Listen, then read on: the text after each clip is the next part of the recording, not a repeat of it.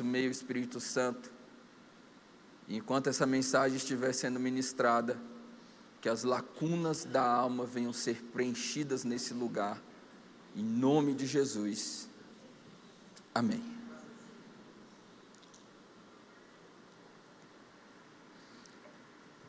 No filme O Garoto de Liverpool, conta-se a história da juventude de John Lennon, o mais famoso dos Beatles. O filme mostra um jovem que enfrentava muitos problemas na sua identidade. Sua mãe era uma mulher promíscua, alcoólatra, e o seu pai o abandonou ainda criança. O filme, que narra a história de um dos mais famosos personagens da música mundial, termina com uma das suas canções mais famosas, Mother, uma canção psicodélica que para muitos ficou conhecido como o hino da orfandade. A letra diz assim: mãe, você me teve, mas eu nunca tive. Eu te quis, mas você não me quis. Então eu apenas digo adeus, adeus.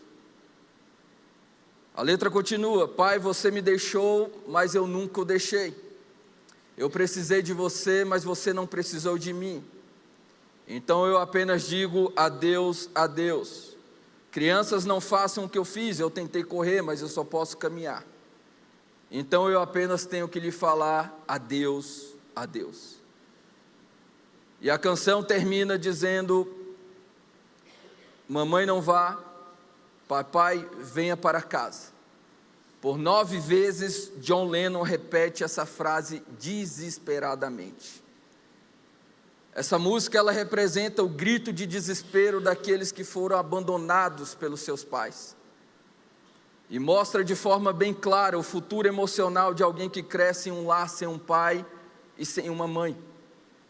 Julian, o filho de John Lennon, declarou que as poucas vezes que ele se encontrou com seu pai era extremamente duro com ele e o criticava de todas as maneiras possíveis. Porque na verdade nós só podemos dar aquilo que nós temos. Ele entregava ao seu filho aquilo que ele recebeu dos seus pais. Ele disse que teve dificuldades de sorrir, porque seu pai o criticava quando ele sorria. E Julian, o filho de John Lennon, disse que o seu padrasto era uma figura mais importante na sua vida do que o seu pai. A verdade é que o princípio ele é simples e ele é devastador. Não existe vácuo no mundo espiritual, então onde não existe a paternidade, sempre existirá um espaço para o espírito da orfandade. John Lennon é conhecido pelo seu talento na música, mas seu talento musical não conseguia esconder um homem totalmente entregue às suas fragmentações emocionais por não encontrar uma paternidade. Na série do Netflix, Eles Foram Cedo Demais, vai contar a história do tenebroso Clube dos 27. John Lennon, Jim Morrison, Jimi Hendrix, Kurt Cobain e mais recentemente Amy Winehouse. Todos eles tinham coisas em comum. Eles eram arquétipos em suas gerações. Eles diziam que as suas legiões de fãs e seguidores tinham que fazer. Se eles deveriam seguir uma religião, uma filosofia, o que eles deveriam vestir e o que eles deveriam comer. Mas a grande conexão entre esses jovens talentosos e os seus seguidores é que eles eram órfãos de pais vivos, todos eles. Jim Morrison, Jimi Hendrix, Kurt Cobain, Amy Winehouse, Janis Joplin. Todos eles eram órfãos de pais vivos. E eles ficaram conhecidos por serem o Clube dos 27, porque todos eles se suicidaram aos 27 anos de idade. Kurt Cobain, vocalista da banda Nirvana. Nirvana é a palavra budista para salvação, mas um tipo de salvação que não foi capaz de salvar Kurt Cobain das suas fragmentações emocionais. Poucas horas depois que ele se suicidou, em 1994, 60 dos seus seguidores fizeram a mesma coisa que ele fez. Deram um tiro na própria cabeça. Malaquias capítulo 4, versículo 6 diz: e ele converterá o coração dos pais aos filhos, e o coração dos filhos aos seus pais. E ele fará isso para que ele não venha e fira a terra com maldição. Toda orfandade fere a terra com maldição. Em Gênesis capítulo 1, versículo 11 diz assim: produz a terra erva verde, erva que dê semente, árvore frutífera que dê fruto segundo a sua espécie, cuja semente está nela sobre a terra. Dr. Mark Hornby fala sobre isso, afirmando que o fundamento da herança espiritual no reino de Deus é o relacionamento entre os pais e os filhos. O que ele está dizendo é que o fruto de cada espécie sempre será perpetuado na sua semente. Portanto, o propósito de uma espécie, ele não poderá ser abortado enquanto houver semente. Se eu e você semearmos nas próximas gerações, o que Deus tem para fazer nas próximas gerações não poderá ser abortado, porque nós iremos fazer aquilo que nós precisamos. O que eu estou dizendo é que nós precisamos ser uma semente nessa geração, para que as próximas gerações sejam mais fortes e mais saudáveis do que nós, que as próximas gerações sejam mais consagradas ao Senhor do que nós. Deus disse para Abraão, quando mudou seu nome, em Gênesis capítulo 17, versículo 7, eu estabelecerei meu pacto entre mim e ti, a tua semente depois de tu e nas próximas gerações, para um pacto eterno, para ser um Deus para ti e para a semente depois de ti. Em outras palavras, o que Deus estava dizendo aqui para Abraão é que o que Deus iria liberar sobre a vida dele não seria somente para abençoar ele, mas seria para abençoar Isaac, seria para abençoar Jacó, seria para abençoar as próximas gerações. Eu entendo que aquilo que Deus não conseguiu fazer comigo, Deus vai fazer com Judá e Deus vai fazer com Levi, porque a semente que eu estou plantando hoje não é somente para mim, mas é para os meus filhos. Então aquilo que Deus não conseguiu fazer com seus pais, Deus vai fazer com você, vai fazer com seus filhos e com os filhos dos seus filhos, em nome de Jesus. Sabemos que nós estamos vivendo uma guerra espiritual, onde narrativas e sofismas estão preenchendo o coração de uma geração inteira. Uma geração que não está fundamentada no conceito de pais para filhos. De Gênesis capítulo 35, que Raquel, esposa de Jacó, entrou em trabalho de parto e a parteira disse: não temas, porque você terá este filho. E diz o texto que acontecendo isso, saiu a alma de Raquel porque ela morreu. E Raquel decidiu chamar o seu filho de Benoni, que significa o filho da minha aflição, o filho da minha dor, o filho da minha lamentação. Raquel aqui representa um sistema que já foi condenado na cruz de Cristo, mas insiste em se levantar para destruir a identidade das crianças no mundo. Raquel é o sistema que deseja dar nome às crianças de acordo com as suas calamidades, com as suas dores, com as suas fragmentações. São as gerações que sangram por causa da irresponsabilidade dos pais. Pais que produzem filhos fragmentados emocionalmente, com sentimentos de inadequação e por aí vai, por causa das suas escolhas errôneas, individualistas. Benoni é a geração sem pais, sem proteção, sem instrução, sem identidade. Mas diferentemente de muitos que estão nessa situação nesse tempo presente, o filho que Raquel queria chamar de Benoni tinha um pai. Um pai que não permitiria que o destino do seu filho fosse caótico. Então, diante do sistema de Raquel, Jacó, que prefigura o espírito paternal que recebemos do Pai Celestial por meio de Jesus, entra em ação. Como está em Romanos capítulo 8, versículo 15, que afirma que nós não recebemos o espírito da escravidão, mas recebemos o espírito de adoção de filhos, pelo qual clamamos, Abba, Pai. E diz das Escrituras que Jacó se levantou com autoridade, declarando que a criança não se chamaria Benoni, mas sim Benjamim, o filho da minha força, a minha mão forte, a minha mão próspera. Então, seja lá qual seja o trauma, o tipo de abandono, de injustiça, que qualquer pessoa possa sofrer neste mundo, Deus continua sendo o Pai que pode olhar para a vida de qualquer pessoa que teve uma vida destruída, abandonada, fragilizada, e não importa a idade ou a situação atual, Ele tem força suficiente para transformar Benones em Benjamins.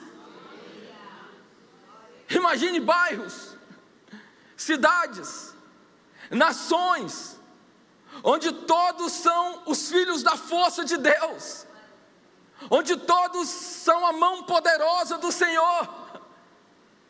Será isso uma utopia? Evidente que não. Jesus nos constituiu reis e sacerdotes para Deus. Ele nos fez para sermos pessoas que andarão no seu propósito, gente fortalecida na sua identidade, gente que não retrocede, que não olha para trás. Você vai ver o diabo dizendo para Eva: se você comer do fruto, você será semelhante a Deus. Deus já tinha falado em Gênesis 1:26, façamos o homem a nossa imagem, conforme a nossa semelhança. Ela já era aquilo que o diabo ofereceu. Então eu quero crer que essa noite existe uma bênção de Deus sendo transferida para cada pessoa que está aqui. Porque o Pai que é perfeito e está no céu nos chama para um relacionamento, onde Ele vai ser mais do que o Senhor da nossa vida, Ele vai ser o nosso Pai Celestial, vai preencher as lacunas da nossa alma, dar resposta aos nossos questionamentos secundários.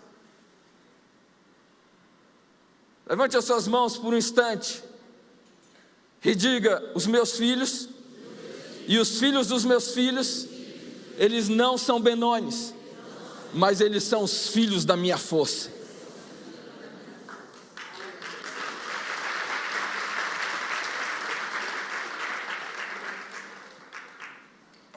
Paulo disse aos Coríntios, no texto que nós lemos aqui inicialmente: embora vocês tenham muitos mestres em Cristo, ou tutores, vocês têm poucos pais.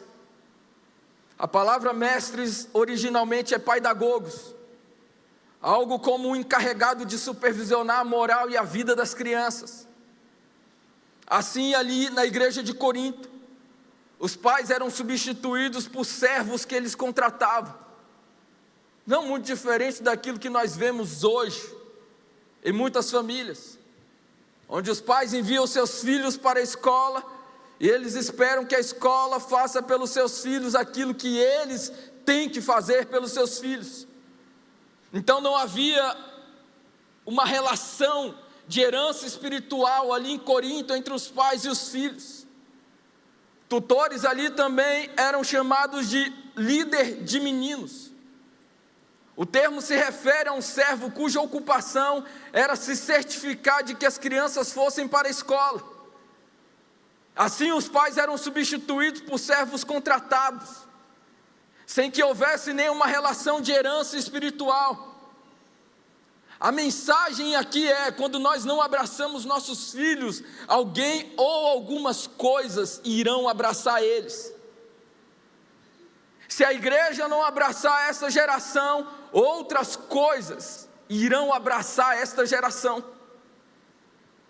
O profeta Isaías escreveu que um dos problemas de uma nação sem paternidade é a opressão.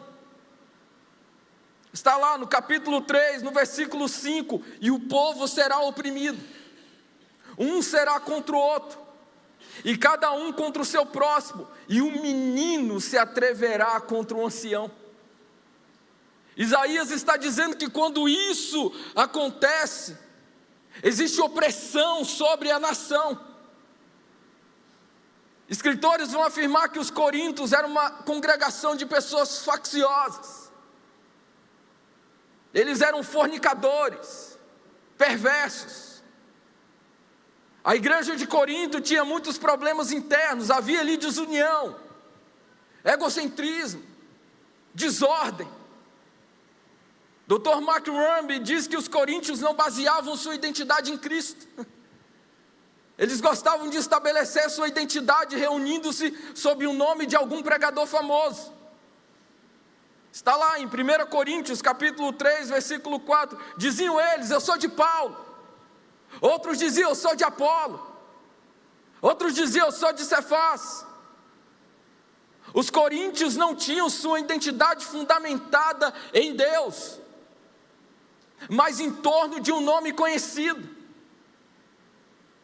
E diz o texto que Paulo enviou seu filho na fé, Timóteo, que foi gerado em Cristo.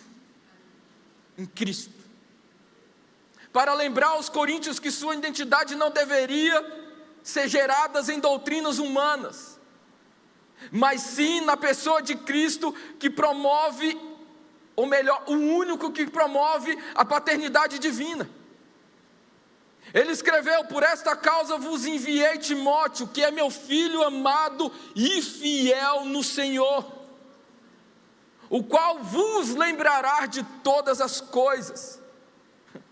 Eu me lembro de um tempo, no meu processo de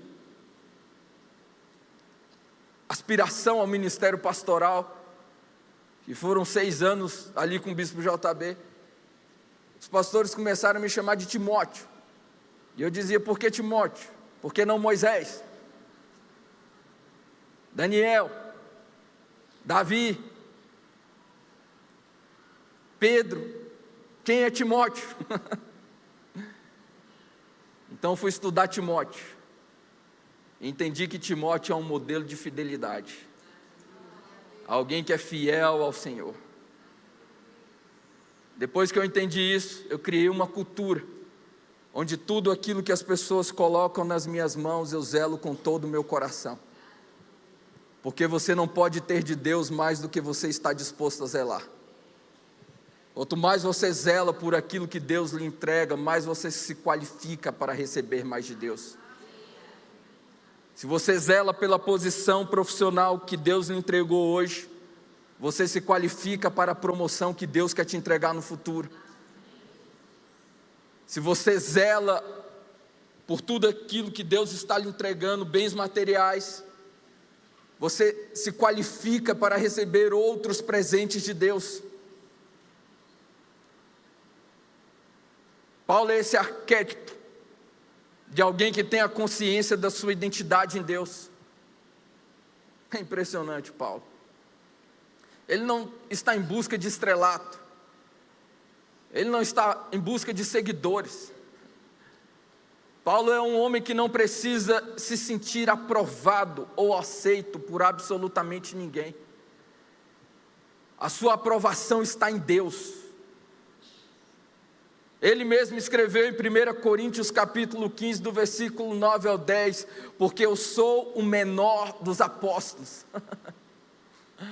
O homem que escreveu 60% das cartas, 70%, está dizendo, eu sou o menor dos apóstolos, que não sou digno de ser chamado de apóstolo, pois eu persegui a igreja de Deus, mas pela graça de Deus eu sou o que eu sou. Vamos lá, levante as suas mãos, diga isso em alto e bom som, pela graça de Deus Eu sou o que eu sou. Diga: pela graça de Deus, eu continuarei avançando, eu continuarei crescendo, meus filhos continuarão sendo abençoados, eu continuarei tendo saúde. Pela graça de Deus, eu vou terminar esse ano de 2025 vivendo milagres, vivendo sinais, vivendo maravilhas, em nome de Jesus.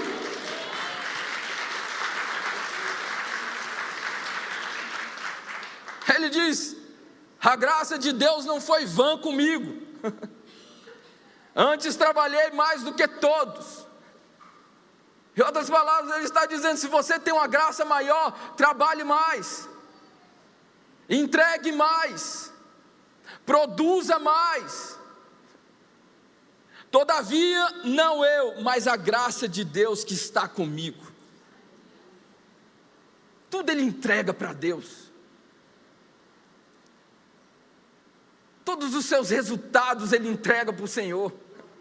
Todavia, não eu, mas a graça do Senhor que está sobre mim. Então nós precisamos ser um lugar onde nós temos a capacidade que Paulo teve, de ter essa consciência em Deus. Sabe, Deus não nos chamou para ocupar um banco em uma igreja, mas Deus nos chamou para ocupar um lugar no ministério de Jesus.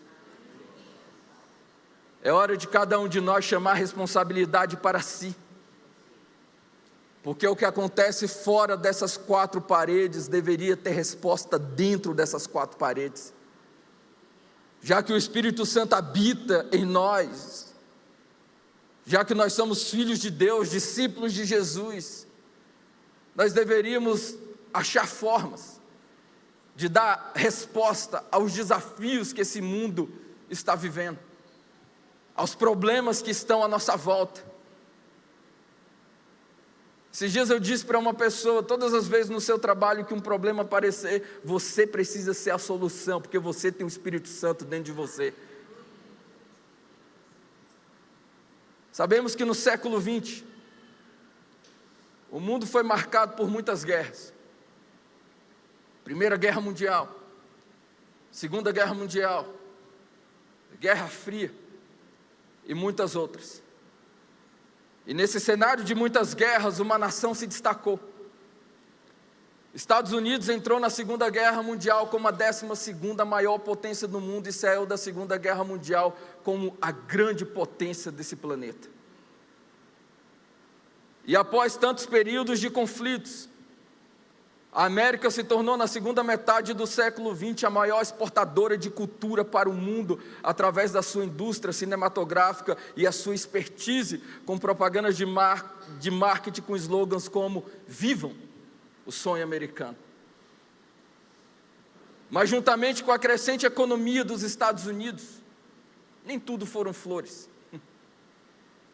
Veio também um desequilíbrio social e cultural, quando cerca de 50 milhões de homens daquela nação foram enviados para as guerras. Um êxodo aconteceu na América, uma lacuna naquela nação de maridos e pais que foram enviados para as guerras. E sem a presença dos homens na América, as mulheres se tornaram a grande força da mão de obra nas fábricas e empresas, principalmente aquelas de cunho bélico. E com esse grande vácuo deixado pela presença dos homens, a América se tornou um ambiente perfeito para se implantarem agendas que têm causado desequilíbrio em todo o mundo. Foi no período da Segunda Guerra Mundial que entrou em cena na América o movimento feminista com a máxima independência e sexo livre. É evidente que independência e sexo livre é uma mistura explosiva. Alguém disse: a natureza é simples, 9 meses após uma relação sexual vai nascer um bebê. Então o resultado dessa independência e sexo livre foram os baby boomers. Crianças que nasceram no pós-guerra, entre 1946 e 1964, que se refere ao boom demográfico que aconteceu nos Estados Unidos durante esse período. E o grande problema das crianças nascidas nessa geração é que muitas foram geradas na fornicação e no adultério. O salmista nos alerta dizendo que um abismo chama outro abismo. E quando o pecado se torna uma cultura dentro de uma nação, esse pecado contamina toda uma sociedade. Foi isso que aconteceu na América. Sem a figura paterna, muitos dessa geração se tornaram os protagonistas do movimento hippie nos anos 60 e 70. Chamaram esse movimento da explosão dos filhos que nasceram da morte dos matrimônios. Um peso sobre uma geração inteira, que era chamado a morte dos matrimônios. Um peso espiritual lançado sobre uma geração, dos quais muitos nasceram de forma indesejada. Uma geração de rejeitados por pais e mães. Aqui está boa parte do Clube dos 27. Se tornando assim um ambiente perfeito para o espírito da rejeição e orfandade abraçar crianças, adolescentes e jovens que foram indesejados pelos seus pais. Sabemos que Deus é um Deus geracional, e como falamos anteriormente, a sua bênção também é geracional. Mas se a maldição não for destruída, caso não exista arrependimento, então a maldição também será geracional. O clamor desse tempo precisa ser: arrependei-vos. Esse precisa ser o clamor de todo cristão intercessor. Levantar as mãos e interceder pelos pecados que foram liberados sobre as gerações anteriores para essas gerações. Esse deve ser o clamor de todo cristão que deseja uma sociedade restaurada por Deus. Mas não arrependimento como uma palavra legalista, como em muitos lugares é colocado. Um arrependimento sem poder, que não modifica a vida das pessoas para melhor, na verdade cria uma nova prisão. Uma prisão cheia de costumes, de doutrinas, de amarras religiosas. Mas um arrependimento genuíno que transforma a cultura de uma sociedade pelo caráter de Jesus. O autor de Hebreus, no capítulo 11, no versículo 32 e 33, diz assim: o que mais diremos? Gideão, Sansão, Jefité, Davi, Samuel e os profetas, os quais pela fé venceram reinos, praticaram justiça, alcançaram promessas, fecharam a boca dos leões, apagaram a força do fogo, escaparam do fio da espada e da fraqueza tiraram força. O autor de Hebreus está dizendo que pela fé em Deus nós podemos trazer justiça sobre a terra. É quando Deus aparece e tudo aquilo que está desalinhado é imediatamente alinhado. É quando a presença de Deus vem sobre uma nação que está na fornicação, que está no adultério, que está na perversidade, e de repente todo joelho se dobra, toda língua começa a confessar Jesus como Senhor e Salvador. É isso que nós estamos pedindo. Uma presença que verdadeiramente vai transformar a vida das pessoas de uma vez por todas.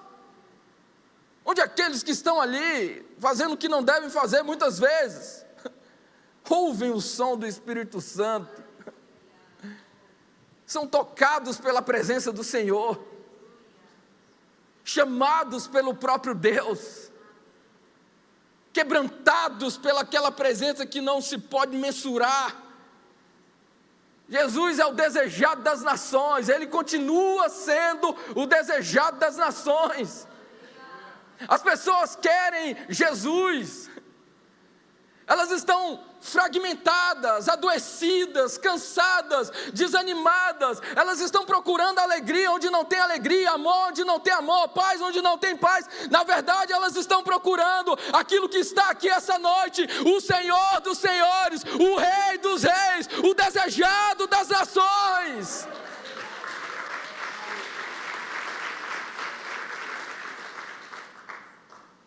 Então, A geração dos baby boomers emplacaram nos anos 60 o que eles chamam de divórcio sem culpa. Imagine, leis agora são criadas para facilitarem o divórcio. E como um abismo chama outro abismo, nos anos 60 o movimento sexo, drogas e rock and roll se fortaleceu, despertando a cultura do não casamento. O resultado disso foi que em 1970, a grande nação do mundo ficou caracterizada por uma explosão de gravidezes indesejadas. Olha, tem um testemunho de uma pessoa aqui da igreja, um dia eu vou pedir para ele contar. Mas ele foi deixado no orfanato aos 30 dias. E você sabe, você tem que sair aos 18. Mesmo que você não tenha para onde ir, você tem que se virar para sair. Então aos 18 anos ele saiu. Mas aos 12, ele me contando que tinha uma igreja perto. E com 12 anos ele escutou o louvor. Ele subiu no muro. E ele aceitou Jesus. Quando ele saiu de lá aos 18 anos, ele não saiu mais sozinho, ele não era mais órfão. Agora o Pai Celestial estava com ele.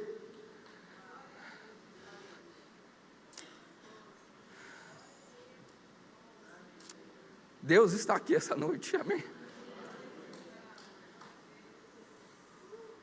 E ele me contando isso, e eu sentindo a presença do Senhor. E quando ele saiu, ele encontrou a sua mãe, que estava com câncer.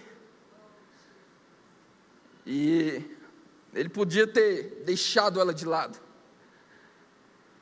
E ele perdoou a mãe. E o perdão dele trouxe cura sobre a mãe foi curada do câncer.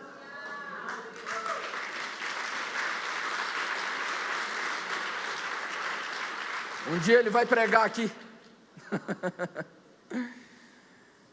Eu nunca vou esquecer isso que ele me contou. Atualmente o aborto tem sido ensinado nas salas de aula de muitas escolas. É discussão hoje em plenários, no judiciário. E muitas nações hoje o aborto é permitido. Pastor Cote nos ensina que as principais plataformas para exercer os valores de caráter e integridade na sociedade é ensinar as pessoas a valorizarem o casamento e a sua família. Porque uma sociedade que valoriza as famílias produzirá famílias que irão valorizar os seus bebês e as suas crianças. Lutero pregava que o sexo é para o prazer, procriação, ligação familiar e unidade permanente. Mas o hedonismo, uma das ideologias mais crescentes no mundo, prega que o prazer é somente pessoal, e ele não exige nenhum tipo de fidelidade, honra ou ligação familiar. Em dias atuais, falar sobre casamento e famílias tradicionais virou sinônimo de fundamentalismo religioso. Temos em pauta propagandas frequentes que promovem infidelidade no casamento, fornicação, erotização de crianças, legalização do aborto, legalização de drogas e assim por diante. Para muitos na nossa geração, o amor se tornou apenas um sentimento. Querem dizer à sociedade, dia após dia, que o amor é apenas algo químico hoje. Então, se a química muda, você não consegue mais amar a mesma pessoa. O amor hoje é descartável. Por vezes a gente atende pessoas em gabinete com o discurso: eu quero é ser feliz. Como que você vai ser feliz desgraçando a vida dos seus filhos? Como que você vai ser feliz desgraçando uma geração inteira? Paulo diz em 1 Coríntios capítulo 13, ele bate de frente com o hedonismo. Ele diz que o amor tudo suporta, não é invejoso, não se porta com indecência, não busca seus interesses, tudo crê, tudo espera e nunca falha. Para nós que somos discípulos de Jesus, amar não é um sentimento, é um mandamento. Quando eu vou ministrar casamento, eu digo: casar-se leva um dia, mas casamento é a vida inteira. Casamento não tem rompimento.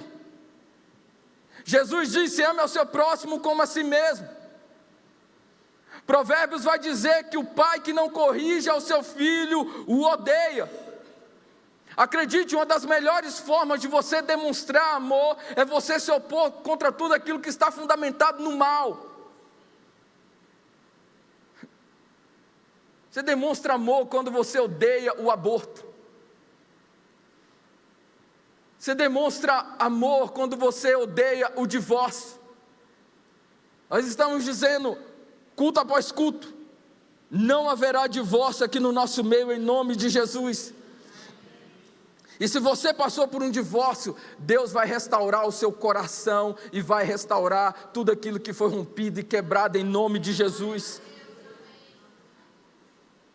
Uma geração de pessoas fragilizadas emocionalmente e sem limites vai gerar uma outra geração fragilizada e vitimizada. Imagine um órfão emocionalmente falando, se tornando um pai de uma geração inteira. Uma tragédia. É o Kurt Cobain, que vendeu 10 milhões de cópias do seu álbum Nevermind, que a mensagem principal era: não existe nada de belo, não existe nada de bonito. Ele era um nihilista, então ele acreditava que não existia nada belo, nada bonito, nada verdadeiro, nada que valia a pena nesse mundo. Pesquisas têm apontado que homens em geral só estão chegando na fase adulta no Brasil aos 45 anos de idade, é a média. Isso significa que tem homens com 50, 55 que ainda estão infantilizados.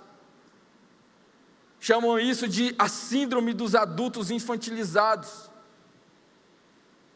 Gabinetes pastorais, clínicas de psicologia e psiquiatria estão cheias, lotadas, de casos de adolescentes sendo perseguidos espiritualmente, desejos pelo ocultismo, vampirismo, bruxaria, amigos imaginários, isolamento.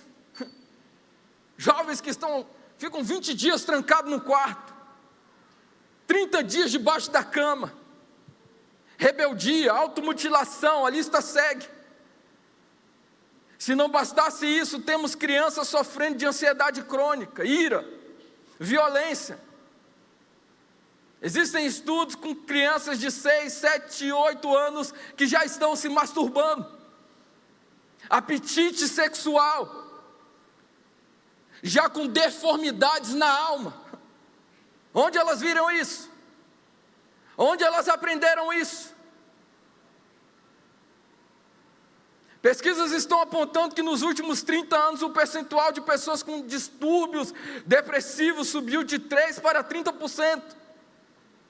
Grande parte da população hoje vive de antidepressivos, tratamentos psicológicos e psiquiátricos. Em muitas nações, 1 em cada 3 pessoas está doente, fragmentada emocionalmente.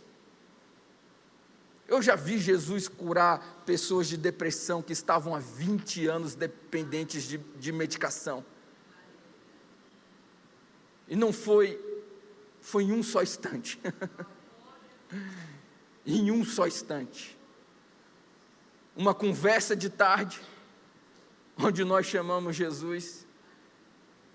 Às 9 horas da noite ele me disse: veio um sono tão profundo sobre mim que eu não consegui ficar de pé.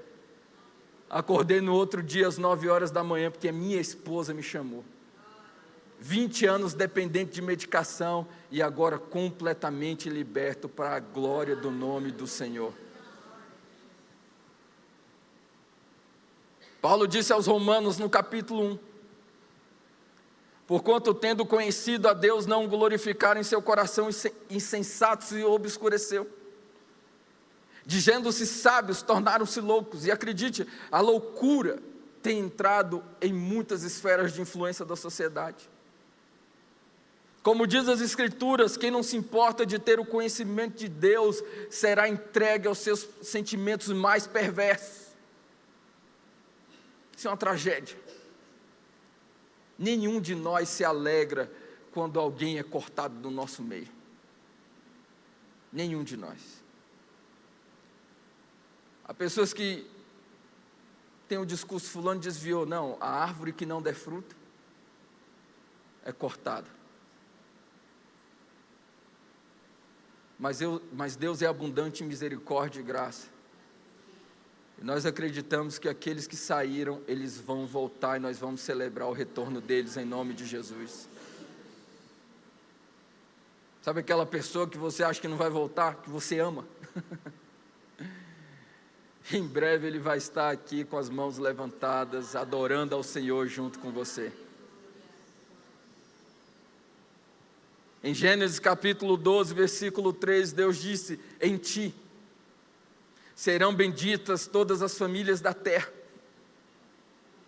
Ele diz para Abraão: te abençoarei, te engrandecerei, e tu serás uma bênção. Deus vai me abençoar, Deus vai te abençoar, Deus vai me engrandecer, Deus vai te engrandecer, mas é para que eu e você venhamos ser uma bênção.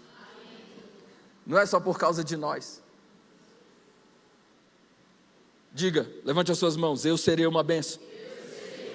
Diga para a pessoa que está ao seu lado: você é uma bênção. Se não tem ninguém do seu lado, diga isso para você mesmo.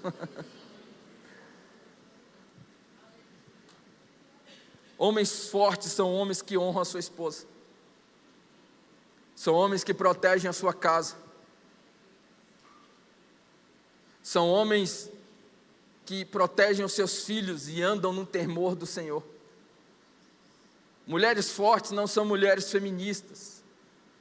Mulheres fortes são aquelas que assumem sua identidade de serem a imagem e a semelhança de Deus. São mulheres virtuosas que receberam de Deus a capacidade de edificarem a sua casa com sabedoria divina. E quando o homem e a mulher estão no propósito de Deus, nós teremos casamentos fortes e filhos poderosos. E certamente teremos uma nação poderosa. Paulo escreve aos Romanos no capítulo 1, versículo 16: não me envergonho do evangelho de Cristo, pois ele é o poder de Deus para a salvação de todo aquele que nele crê. Paulo diz: o evangelho de Cristo, mas não Cristo pendurado na cruz, irmãos. Ele não está lá, mas Cristo ressuscitado e glorificado, que continua sendo o poder para transformar as sociedades. É aquele que está sentado no mais alto e sublime trono. E esse evangelho que Paulo prega tem poder para mudar a vida das pessoas, inserindo novos contextos em velhas histórias, produzindo a verdadeira liberdade e apontando para caminhos que até então estavam fora de alcance. Esse Deus poderoso está aqui nesta noite em nome de Jesus. Ele pode alcançar o coração mais duro, mais impenetrável. Ele pode fazer do fraco forte, do que não sabe falar eloquente, do inconstante constante. O Deus histórico, o Deus das Escrituras está aqui esta noite em nome de Jesus. Todos os dias, praticamente, eu valido os meus filhos. Desde que o Judá nasceu e o Levi. Judá significa exaltação e grandioso. Eu digo para o Judá: você é muito inteligente. Ele está em semana de prova, então ele chega lá com a estrelinha, nota 10. Ele só tira 10. E eu falo: você é inteligente igual a mamãe. Você puxou para a mamãe. E eu digo: Judá, você tem a sabedoria e a força dos leões. Mas a sua força não está em mostrar força. Sua força vai ser na diplomacia. A sua grande força vai ser em levar paz. Você vai ser aquele que vai ser capaz de levar paz a ambientes de guerra. Judá, você vai conseguir controlar suas emoções. E eu estou profetizando essas coisas para ele, e ele está dizendo: boa noite, papai. Ele não quer nem saber. Mas o poder da vida e da morte estão nos nossos lábios. E eu estou liberando vida sobre ele, mesmo que ele não entenda. Eu digo para o Levi: Levi, você é destemido. Ele tem 2 anos. Você é profético, você é criativo. Eu digo: você vai crescer em meio às tempestades, Levi. Você é como a águia. Nos ambientes de tempestade é onde você vai mostrar a sua verdadeira força. Você é o protetor dos mais fracos, Levi. Ele não entende nada. O negócio dele é tocar bateria. Termina o culto aqui, ele vem correndo, eu tenho que ficar com o Levi aqui todo domingo até as 9 horas da noite. Ontem foi aniversário dele, ele ganhou uma mini bateria.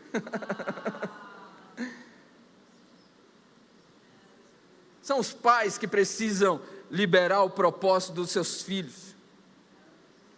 Quantos aqui são pais? Não permita que ideologias e sistemas deformem quem os seus filhos são. O poder da vida está nos seus lábios sobre a vida dos seus filhos. Alguém disse: precisamos revogar qualquer coisa, incluindo doutrinas de homens, que exaltam a si mesmo em detrimento da paternidade de Deus. Talvez você não tenha experimentado uma paternidade. Talvez você tenha sido criado nesses lares, como eu disse aqui anteriormente. Mas aos 12 anos, Jesus pegou aquele menino, que eu contei a história. E Ele vai pegar muita gente aqui nessa semana, em nome de Jesus. Ele vai mostrar para mim e para você o que é o verdadeiro amor. O que é a verdadeira paternidade. O Evangelho de Jesus não limita a salvar as pessoas do inferno. Jesus tem liberdade, poder e o verdadeiro amor para cada pessoa nesse mundo. Deus tem uma vida abundante para cada um de nós. Vida abundante é o que cada um de nós quer. Você quer uma saúde abundante, amém? Você quer vigor para dar conta de fazer aquilo que você precisa fazer durante a semana. Todos nós fomos projetados para viver bem, ser frutíferos em todas as esferas da nossa vida. Isso é fácil? Claro que não. Viver a vida que Deus tem para nós vai exigir de nós renúncias, fidelidade, honra, integridade e muitas outras coisas. Esses dias eu preguei aqui e eu disse: não é mudança de comportamento, é transformação de mente. Mudança de comportamento é: eu mudo o protocolo de acordo com o protocolo do lugar. Transformação de mente é: o que eu sou lá fora, eu sou aqui na presença de Deus. Não é o que você é aqui, você é lá fora, porque no máximo 5% da sua vida cristã é aqui dentro. 95% da sua vida cristã é lá fora, é lá no seu trabalho, é lá na sua empresa, é lá na escola, na faculdade, é em meio às pessoas. Então é o que nós somos lá fora, nós precisamos ser aqui dentro. E Deus hoje vai limpar as nossas mãos, amém? Purificar o nosso coração, para que eu e você verdadeiramente venhamos dar testemunho de quem Ele é na nossa vida. Em Mateus capítulo 1, versículo 21, diz assim: ela dará à luz a um filho, e ele se chamará Jesus, porque ele salvará o povo dos seus pecados. Salvação aqui é sozo, que fala sobre uma saúde física, emocional e espiritual. Ele não veio somente nos salvar do inferno e nos levar para o céu, não. Salvação aqui fala sobre você ter um vigor físico, para você cumprir o seu propósito aqui na terra. Fala sobre você ter saúde emocional. E em nome de Jesus, todos aqueles que estão deprimidos e ansiosos aqui no nosso meio, tomando medicação, essa semana Deus vai lhe visitar e vai te libertar dessas medicações, em nome de Jesus.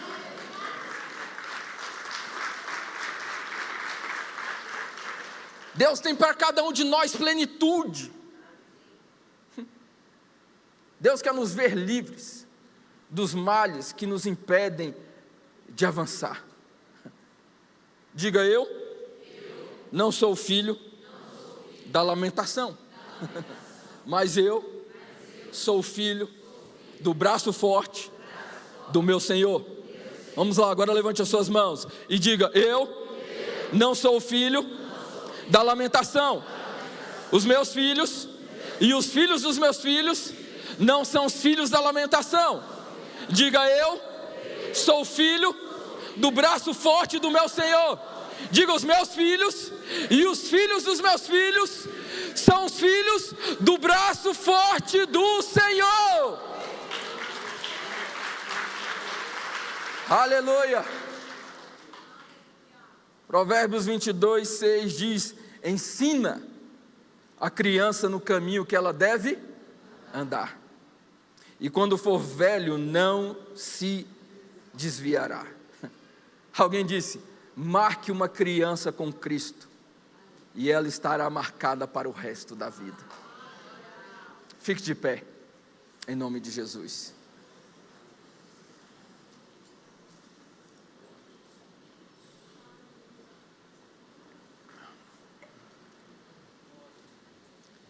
Marcos capítulo 1, versículo 11.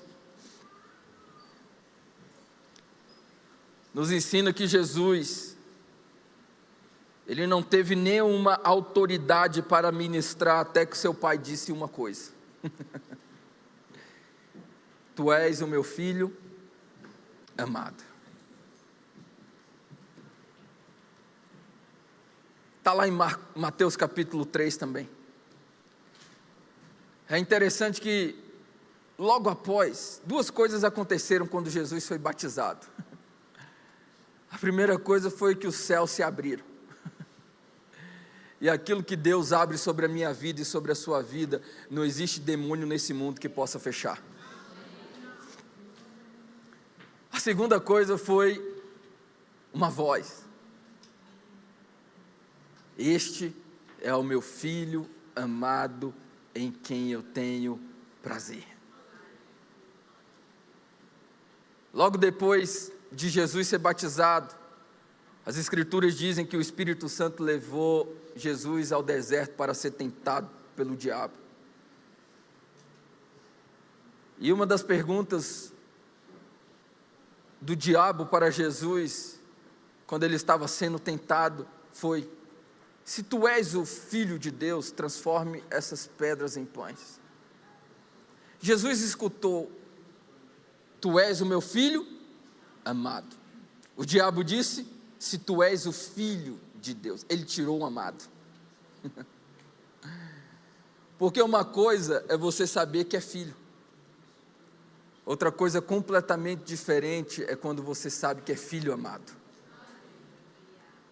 Aí as coisas mudam de perspectiva. Seus filhos não querem ser somente os seus filhos. Os seus filhos querem ser filhos amados por você. Eles precisam saber que são amados por você. O Rei dos Reis não se promoveu. Ele não se enviou. Ele esperou uma direção do seu pai. Este é o meu filho amado em quem eu tenho. Quando Jesus ouviu isso, ele ficou pronto para o seu destino. Às vezes o que nós precisamos é só isso de Deus. Júnior Mendes, você é o meu filho amado. Você pode fazer isso. João dizia que era o discípulo amado. Alguém disse que João era o discípulo amado? Não, ele mesmo disse isso dele. João disse para si mesmo: eu sou o discípulo amado.